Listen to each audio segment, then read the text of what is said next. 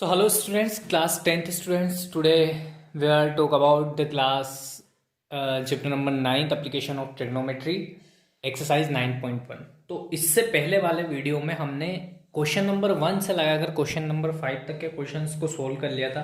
तो अब हम क्वेश्चन नंबर 6 से स्टार्ट करने वाले हैं। तो देखो क्वेश्चन नंबर 6 में दे क्या रखा है बेटा। तो क्वेश्चन नंबर 6 में दे रखा है कि 1.5 metre tall boy is standing at some distance. मतलब एक क्या है बेटा, 1.5 मीटर टॉल बॉय है जो कि खड़ा है कहीं पर, ठीक है, some distance from a 30 metre tall building. मतलब कितना 30 मतलब कितनी दूरी पर खड़ा हो। मतलब मान लो कि यहाँ पर बॉय खड़ा है और यहाँ पर वो बिल्डिंग है, तो ये कुछ दूरी हो गई उनके बीच। अब बिल्डिंग की जो बिल्डिंग कितनी लंबी है बेटा, तो 30 मीटर बता रहा है, और बॉय कितना लंबा है तो 1.5 मीटर बता रहा है। ठीक है, आगे क्या दे रखा है, तो the angle of elevation from his eyes to the top of the building increase from 30 to 60 as he walks toward the building. Find the distance he walked toward the building.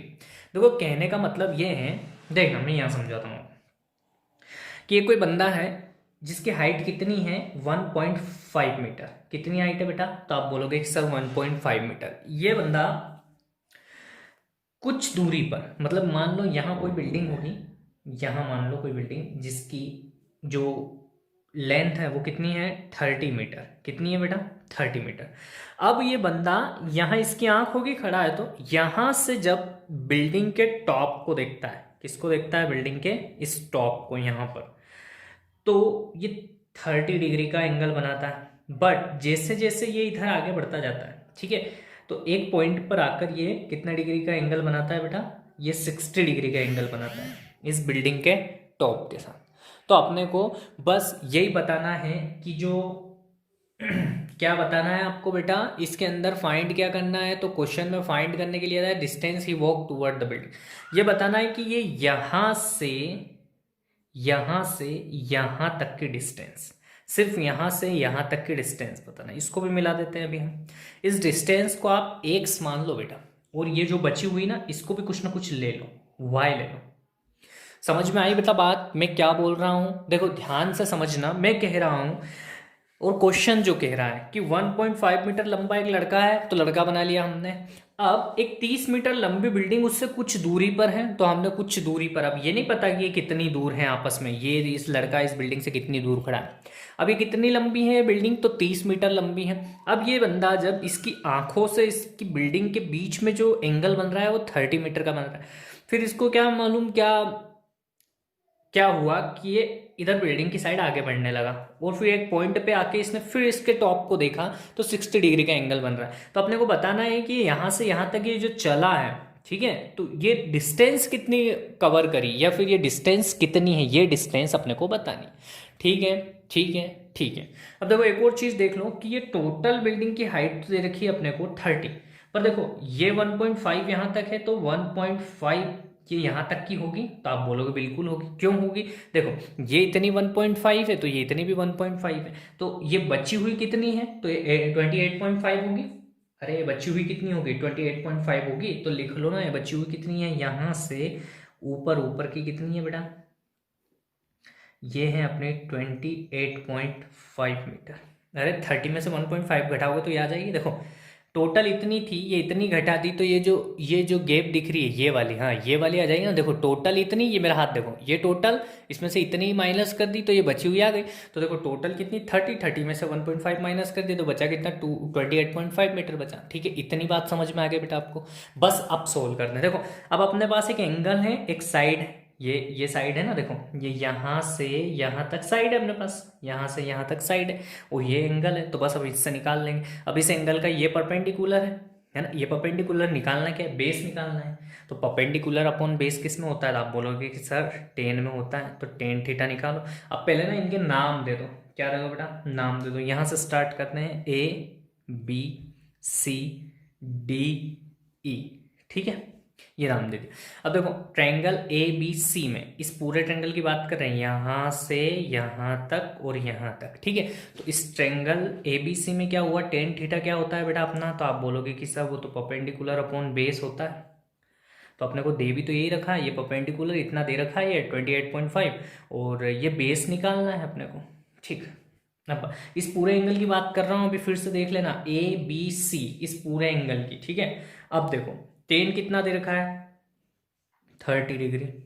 ठीक है, परपेंडिकुलर कितना दे रखा है, तो 28.5, और base तो देखो यहाँ से यहाँ तक की डिस्टेंस कितनी है, तो इतनी x और इतनी y, तो x प्लस वाई। अरे कोई दिक्कत, तो आप बोलोगे नहीं सर क्यों होगी फालतू की दिक्कत। ठीक है ठीक है ठीक है, आगे बढ़ते हैं बेटा। देखो देखो 1030 की वैल्यू होती है 1/√3, ये अपना 28.5, और यहाँ पर कितना है x प्लस वाई। ठीक है, अब x प्लस वाई की वैल्यू निकालनी हो तो इसको उधर पहुंचा दो, तो यहाँ x plus y is equal to कितना हो जाएगा बेटा आपका 28.5, और पीछे क्या आ जाएगा √3। ये वैल्यू किसकी आ गई बेटा, x प्लस वाई की आ गई। बट अब आगे देखना, यहाँ सोल्व कर रहा हूँ मैं आगे के लिए। ठीक है, अब आगे देखना, देखो अब हम निकाल रहे हैं इस एंगल के लिए, मतलब इस ट्रायंगल के लिए निकाल रहे हैं। तो देखो यहाँ पर भी अपने पास परपेंडिकुलर है, ये निकालना है भाई, है ना। तो देखो यहाँ पर भी 1060 degree is equal to perpendicular कितना है 28.5, और बेस देखो अब इस छोटे एंगल के लिए देखना, इस छोटे ट्रायंगल के लिए देखना, ये वाला, तो ये वाली इसकी क्या हो गई, बेस हो गया, तो बेस कितना हो गया y हो गया। तो अब 1060 कितना होता है √3, और ये कितना है 28.5 अपॉन में y। समझ में आ रहा है बेटा। अब इस y को उधर पहुंचाओ, इसको इधर पहुंचाओ, तो y बराबर कितना है 28.5 अपॉन में √3। बट क्या √3 नीचे रहता है, तो आप बोलोगे नहीं रहता है, तो यहाँ पर भी √3 से मल्टीप्लाई, यहाँ पर भी √3 से मल्टीप्लाई। तो देखो बेटा ध्यान से देखना, ये ऊपर तो हो गया 28.5 √3, नीचे हो गया 3। ठीक है, किसी को कोई दिक्कत तो नहीं बेटा, कुछ कट रहा है क्या, तो आप बोलोगे बिल्कुल कट रहा है सर। यहाँ से पॉइंट हटाएंगे तो नीचे 10 आ गया। ठीक है, अब देखो 3 से काटना, 3 1 जा 3, है ना, 3 9 जा कितना होता है बेटा, तो आप बोलोगे सर 3 9 जा 27 होता है, 1 और बच गया, तो 3 5 जा कितना होता है बेटा, 3 5 जा कितना होता है 15। अब देखो y बराबर कितना बचा 95 √3 अपॉन में 10, तो इस 10 को नीचे क्यों रखो बेटा, तो आप क्या करोगे y इज इक्वल टू, यहाँ पर पॉइंट लगा दोगे तो ये हट जाएगा। देखो अभी मैं सिर्फ बता रहा हूँ, तो ये आ जाएगा यहाँ पर 9.5 √3, ये किसकी वैल्यू आ गई बेटा, y की आ गई।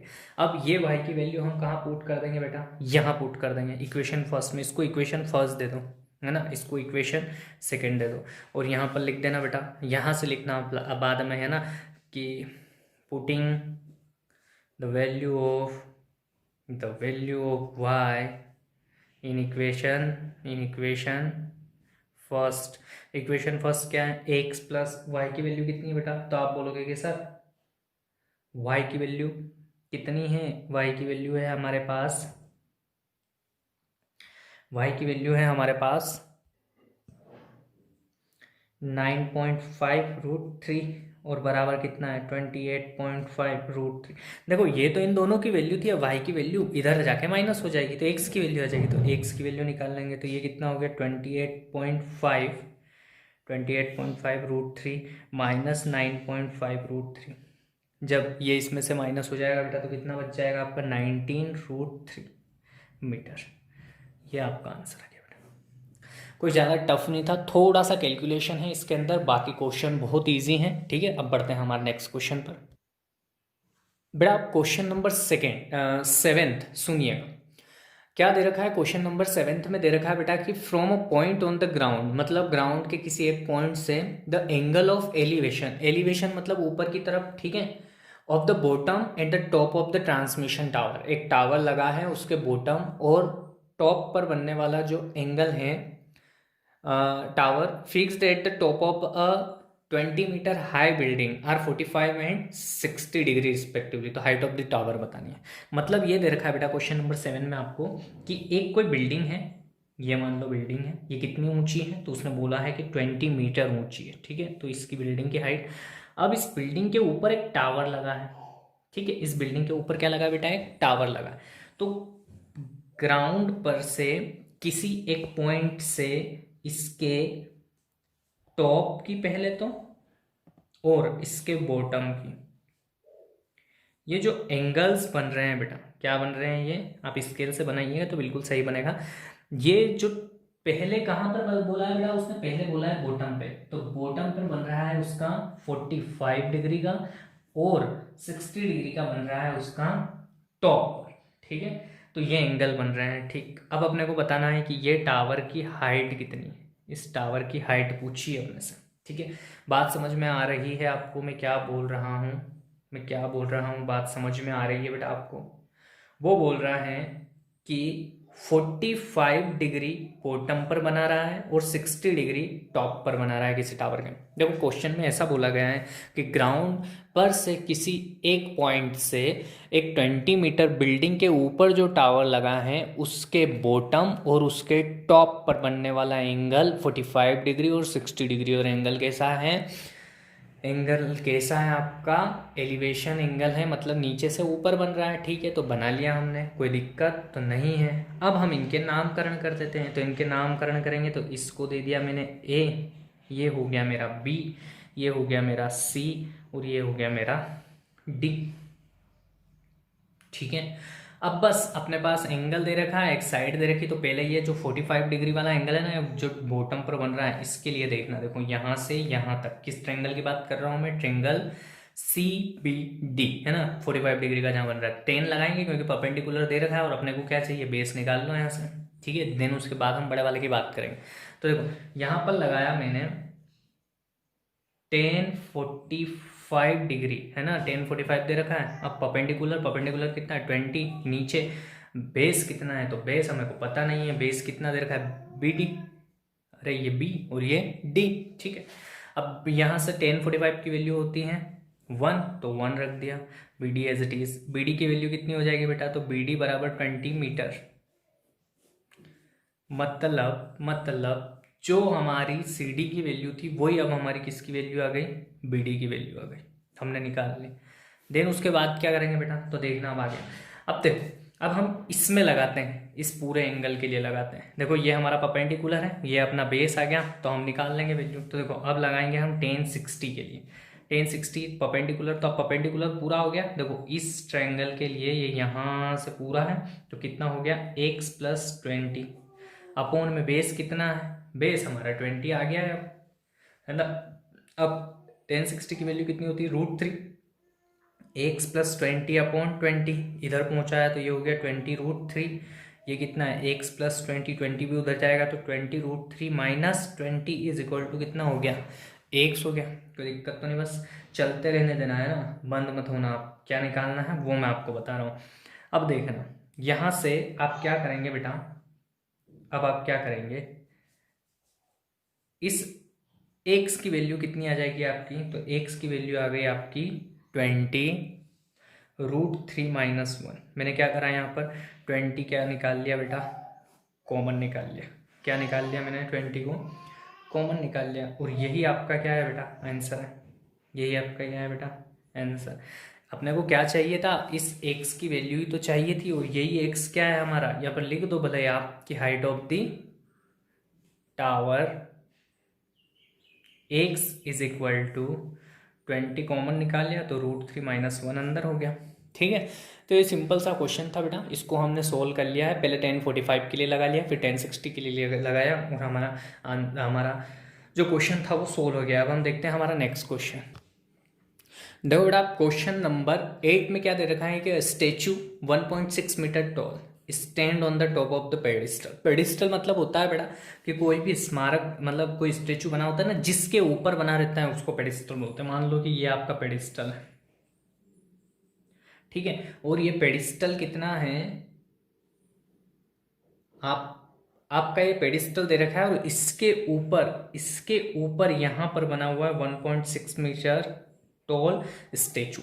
ये आपका स्टेचू है, ठीक है। फिर क्या दे रखा है? From a point on the ground, मतलब ग्राउंड के किसी एक पॉइंट से क्या दे रखा है? The angle of elevation of the top of the statue is, मतलब यहाँ से इस टॉप ऑफ द स्टेचू यहाँ से जो बनने वाला एंगल है वो दे रखा है बेटा आपका 60 डिग्री, है ना। कितना दे रखा है बेटा? 60 डिग्री। मैं यहाँ लिख देता हूँ 60 डिग्री, ठीक है। देन उसके बाद अगर and from the same point, मतलब इसी सेम पॉइंट से the angle of elevation of the top of the pedestal. Pedestal का टॉप कहाँ है? ये पेडिस्टल है ना, ये क्या है बेटा? आपका पेडिस्टल है ना, मैं लिख देता हूँ यहाँ पर पेडेस्टल है ना, जिसके ऊपर कोई स्टेचू खड़ा हुआ होता है, आपने चौराहे पे देखा होगा। अब वहाँ इस पॉइंट से इस पेडिस्टल के यहाँ टॉप पर बनने वाला जो एंगल है वो है आपका 45 डिग्री। कितना है बेटा? 45 डिग्री। तो आपको बताना है find the height of the pedestal, मतलब ये वाली हाइट आपसे पूछी है उसने, ठीक है, ये वाली हाइट आपसे पूछी है। इसको आप जो पूछा है उसको एक्स मान लें, ठीक है। अब इसको सोल्व करते हैं बेटा, सिंपल सा क्वेश्चन है। देखो मैं क्वेश्चन फिर एक बार आपको रिपीट करके बता देता हूँ कि एक कोई पेडिस्टल है, उसके ऊपर कोई स्टेचू है, स्टेचू की हाइट दे रखी है हमको 1.6 मीटर। फिर इस स्टेचू के टॉप पर, ग्राउंड के किसी पॉइंट से स्टेचू के टॉप पर जो एलिवेशन जो बन रहा है आपका, वो बन रहा है 60 डिग्री का, और फिर इस पेडिस्टल के टॉप पर जो बन रहा है वो 45 डिग्री का बन रहा है। अपने को पेडिस्टल की हाइट पूछिए, तो यहाँ पर हम सबसे पहले ना इस एंगल के लिए लगाएंगे। किस एंगल के लिए लगाएंगे? 45 के लिए भी लगा सकते हैं हम, पर हम लगा लेते हैं पहले 60 के लिए। किसी के भी लिए लगा लो, तो हम पहले इस 45 के लिए छोटे छोटे ट्रेंगल, मतलब पहले तो नाम दे दो, इनके नाम दे दो आप, ABCD, ये नाम दे दिए। देन आप टेन थीटा लगाओगे यहाँ पर। Tan theta is equal to क्या होता है? Perpendicular upon hypotenuse.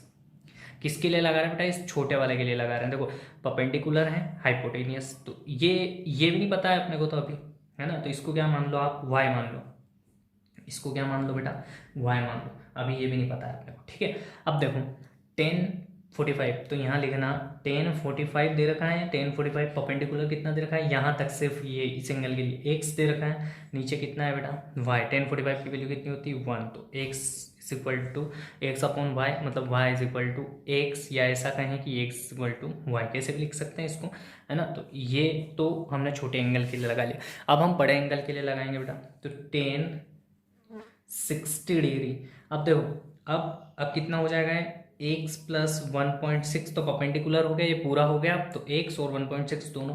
नीचे कितना है बेटा? अपना y। 1060 की वैल्यू कितनी होती है? √3, है ना। ये कितना हो गया? x प्लस 1.6 अपॉन y हो गया। ये यहाँ तक आ गया, है ना। अब देखो अपने पास किसकी वैल्यू है? इस x को क्या लिख सकते हैं हम? y, या इस y को क्या लिख सकते हैं हम? x लिख सकते हैं, ठीक है। क्यों? क्योंकि यहाँ पर इसको इक्वेशन 1 दे दो। इक्वेशन 1 के हिसाब से x is equal to y है, तो यहाँ पर मैं y की जगह पर भी क्या कर दूंगा? x। तो √3 इज इक्वल टू x की वैल्यू चाहिए मुझे, तो x प्लस 1.6 अपॉन x। ये क्यों हो गया कि यहाँ लिख देना, since x is equal to y. कहाँ से आया? इक्वेशन फर्स्ट, है ना, इन इक्वेशन फर्स्ट। अब देखो बेटा, इस x को इधर मल्टीप्लाई करेंगे तो कितना हो जाएगा? √3x। यहाँ पर x है पहले से ही 1.6, ये यहाँ पर चल रहा है। अब हम क्या करेंगे इसको सोल्व करने के लिए? ये इस x को भी उधर पहुँचाते, तो ये हो जाएगा √3x minus x is equal to 1.6 है, ठीक है। कोई दिक्कत बेटा? यहाँ से मैं x कॉमन ले लूँ तो ये हो जाएगा √3 माइनस 1 इज इक्वल टू 1.6। कोई दिक्कत बेटा? है ना, कहीं दिक्कत हो तो बताना। अब x की वैल्यू निकालनी है, तो 1.6 के अपॉन में मैं किसको कर दूंगा? √3 माइनस 1 को कर दूंगा। पर ये ऐसी चीज़ें नीचे नहीं रहती है, तो हम क्या करेंगे? √3 प्लस 1 से इसका रेशनलाइजेशन कर देंगे, साइन चेंज करके, तो √3 प्लस 1। ऊपर भी और नीचे भी हमने क्या करा? दोनों, हमको √3 नीचे से हटाना है, बस सीधी सी बात तो ये। तो रेशनलाइजेशन कर दिया। अब देखो ऊपर हुआ मल्टीप्लाई, तो 1.6 √3 प्लस 1 तो है ही सही एज इट इज़। यहाँ पर देखो एक फॉर्मूला बन गया हमारा। कौन सा फॉर्मूला बना बेटा? ये होता है a minus b, a plus b, मतलब a² माइनस b² वाला फॉर्मूला बन गया, ठीक है। यहाँ पर लगा दिया वो फॉर्मूला। कौन सा बेटा? यहाँ लिख देता हूँ मैं। फॉर्मूला कौन सा है? a² minus b² is equal to क्या होता है? a plus b, a minus b. ये वाला फॉर्मूला हमने लगा दिया यहाँ पर। तो देखो क्या हो गया है? 1.6 √3 प्लस 1 तो एज इट इज़ है हमारा, ठीक है बेटा। अब ये हो जाएगा √3 का स्क्वायर 3 और 1 का स्क्वायर 1। यहाँ पर लिख रहा हूँ, इसके बाद हम स्टेप यहाँ से लिख रहे हैं, ठीक है बेटा। देखना, तो x इज इक्वल टू कितना हो जाएगा? तो 1.6 √3 प्लस 1 एज इट इज़, और यहाँ पर हो गया बेटा 2। अब इससे हम कट कर सकते हैं क्या? बिल्कुल कर सकते हैं। 16 कितनी बार में जाता है? 8 टाइम पे, तो ये हो जाएगा 0.2। इसको इससे कट कर दिया तो, है ना, तो 0.8। ये कितना हो गया? √3 प्लस 1, और यही हमारा क्या है बेटा? आंसर है। पीछे मीटर है तो मीटर लिख दो, ठीक है। x की वैल्यू फाइंड करनी थी हमें पेडिस्टल की हाइट, तो हम यहाँ लिख देंगे कि height of the pedestal is equal to 0.8 root में क्या दे रखा है? √3 प्लस 1 ब्रैकेट में दे रखा है, इसके साथ मल्टीप्लाई। ये था आपका क्वेश्चन नंबर 8। अब बढ़ते हैं हमारे अगले क्वेश्चन पर, क्वेश्चन नंबर 9 पर। क्वेश्चन नंबर 9 में दे रखा है बेटा कि the angle of elevation of the top of the building from the foot of the tower is 30 degree, है ना, and the angle of elevation of the top of the tower from the foot of the building is 60 degree. If the tower is 50 metre high तो find the height of the building. मतलब ऐसा दे रखा है कि मान लो क्या है कि एक बिल्डिंग है आपकी बेटा, क्या दे रखा है कि एक बिल्डिंग दे रखी है आपकी, ठीक है, और एक आपका टावर दे रखा है ना। अच्छी बात है, बातें समझ में आ रही है बेटा। आपको एक आपकी बिल्डिंग दे रखी है और एक आपको आपका टावर दे रखा है, दो चीजें दे रखी हैं। देन देन देन देन आपसे क्या बोला गया है, देखो एक टावर दे रखा है और एक बिल्डिंग दे रखी है, फिर आपसे बोला गया the angle of elevation of the top of a building from the foot of the tower is 30। मतलब इस टावर के फुट से इस बिल्डिंग के टॉप पर जो बनने वाला एंगल है वो कितने डिग्री का है बेटा, 30 डिग्री का है। ये इस बिल्डिंग के इस टावर के फुट से, है ना, जो बिल्डिंग के टॉप पर, ये बिल्डिंग है आपकी, तो इस बिल्डिंग के टॉप पर इस टावर के फुट से बनने वाला एंगल कितने डिग्री का है, 30 डिग्री का एंगल ऑफ एलिवेशन। और इस बिल्डिंग के फुट से टावर के टॉप पर यहाँ पर बनने वाला जो एंगल है बेटा आपका, यहाँ पर जो बनने वाला एंगल है वो आपका दे रखा है उन्होंने 60 डिग्री। कितना दे रखा है बेटा, 60 डिग्री, है ना, 60 डिग्री दे रखा है। इसको मिला दो आप, ये चीज दे रखी है। और आपको बिल्डिंग की हाइट दे रखी है, मतलब इस टावर की हाइट दे रखी है, कितनी है, 50 मीटर। कितनी दे रखी बेटा, टावर की हाइट कितनी दे रखी है आपको, 50 मीटर। तो आपको इस बिल्डिंग की हाइट निकालना है, इसको हम x मान लेंगे, ठीक है, इस बिल्डिंग की हाइट निकालना है, निकाल लेंगे। बिल्कुल सिंपल क्वेश्चन है, इससे सिंपल क्वेश्चन तो आपने अभी तक नहीं देखा होगा इस चैप्टर में। देखो पहले तो नामकरण करना सबसे जरूरी होता है, तो ABC, फिर दे दो आप नाम D और इसको दे दो E।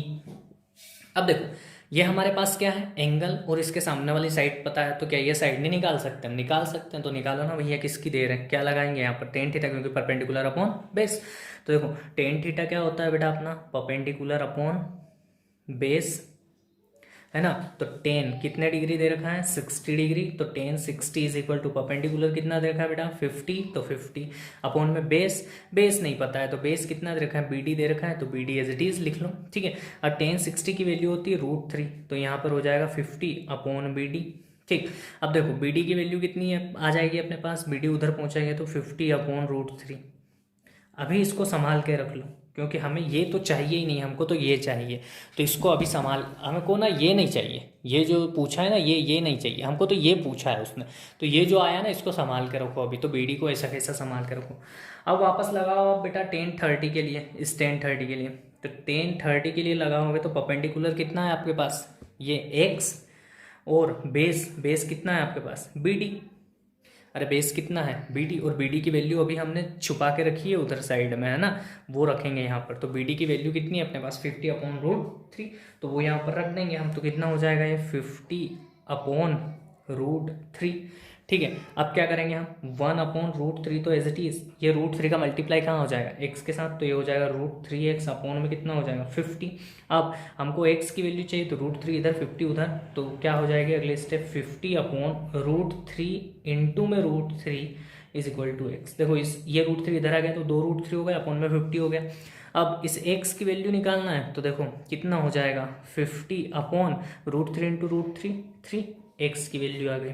और यही हमारा क्या है बेटा, आंसर है। यही क्या है हमारा बेटा, आंसर है, क्योंकि हमें क्या पूछा था, इस x की वैल्यू, इस बिल्डिंग की हाइट, तो ये क्या आ गई हमारी बिल्डिंग की हाइट। तो लिख दो the height of the building, the height of the building